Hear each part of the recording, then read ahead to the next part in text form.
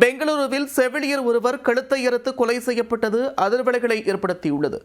திருமணம் செய்ய வற்புறுத்தியதால் வீடு புகுந்து காதலன் வெறிச்செயலில் ஈடுபட்டிருக்கிறார். பதைவதைக்க வைத்த சம்பவத்தில் நடந்தது என்ன?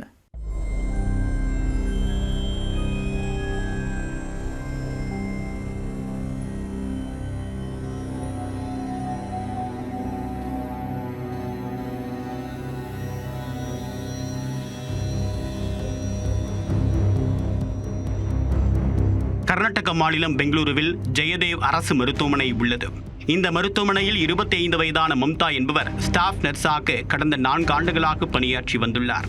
இவர் குமாரசாமி லேஅவுட் பகுதியில் தன்னுடைய தோழியுடன் வாடகை வீட்டில் ஒன்றாக வசித்து வந்துள்ளார். மம்தா தன்னுடைய மருத்துவமனையில் ஆண் செவிலியராக பணியாற்றிய 39 வயதான சுதாகர் என்பவருடன் நட்பாக பழகியுள்ளார். நாளடைவில் இருவருக்கும் இடையிலான நட்பு காதலாக மாறியுள்ளது. இந்நிலையில் கடந்த 25ஆம் தேதி தன்னுடைய தோழி இரவு பணிக்கு சென்ற நிலையில் மம்தா மட்டும் வீட்டில் தனியாக இருந்துள்ளார்.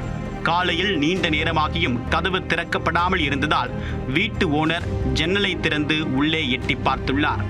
அப்போது செவிலியர் இரத்த வெள்ளத்தில் சடலமாக கிடந்ததைக் கண்டு அதிர்ச்சியடைந்துள்ளனர். தகவல் அறிந்து விரைந்து வந்த போலீசார் உடலை கைப்பற்றி உடற்கூராய்வுக்காக மருத்துவமனைக்கு அனுப்பி வைத்தனர். இது தொடர்பாக போலீசார் வழக்கு பதிவு செய்து விசாரணை மேற்கொண்டதில் கடைசியாக அவரின் காதலன் சுதாகர் வீட்டிற்கு வந்து சென்றது தெரிய வந்தது. உடனே அவரை பிடித்து விசாரணை மேற்கொண்டதில் அதிர்ச்சியூட்டும் தகவல் வெளியானது. மம்தாவை சுதாகர் காதலித்து வந்த போதும் அவருக்கு வேறொரு பெண்ணை பெற்றோர் பேசி முடித்துள்ளனர். வேறொரு பெண்ணுடன் திருமணம் நிச்சயிக்கப்பட்டதை அறிந்து சுதாகருடன் மம்தா கடுமையாக வாக்குவாதம் செய்துள்ளார். கடந்த சில நாட்களாகவே வேலை செய்யக்கூடிய இடத்தில் இருவருக்கும் இடையில் வார்த்தை போர் நடைபெற்றது. இதையடுத்து சம்பவத்தன்று மம்தா வீட்டில் தனியாக இருப்பதை அறிந்து சுதாகர் அங்கு சென்றுள்ளார். அப்போது தன்னை திருமணம் செய்து கொள்ளும்படி மம்தா வற்புறுத்தியுள்ளார்.